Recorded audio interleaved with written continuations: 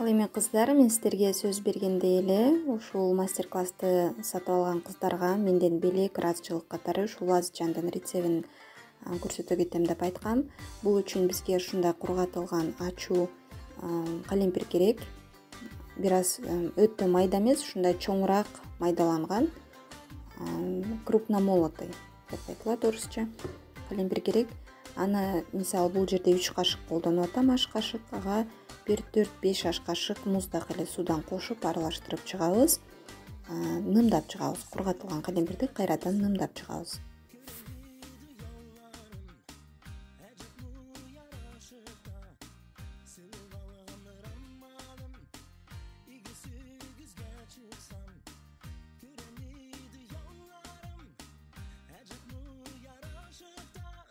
Калемпир нымдалып турган учурда биз 4-5 тишче чеснокду өтө майдалап туура алабыз дагы, аны калемпирге кошобуз.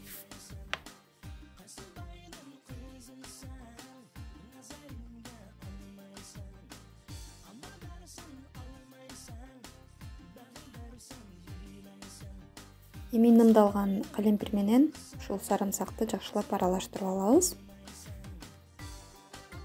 Сковородкага же бир атайын темир идишке бир 7-8 аш кашык майды ысытып алабыз. Өтө какшытпайбыз, бирок жылуу эмес, ысыгыраак болот. Майды ушинтип ысытып алып туруп, нымдалган калемпирдин үстүнө куябыз. Анан аралаштырып коебуз. Ушу менен биздин лазычан даяр, аябай даамдуу. Нан менен жесеңиз, манты оромой менен жесеңиз дагы аябай сонун болот. Көңүл бурганыңыздар үчүн чоң рахмат. Ушундай жасап көрүңүздөр. Сиздер менен Чак-Чак Бактыгүл кулинардык баракчасы.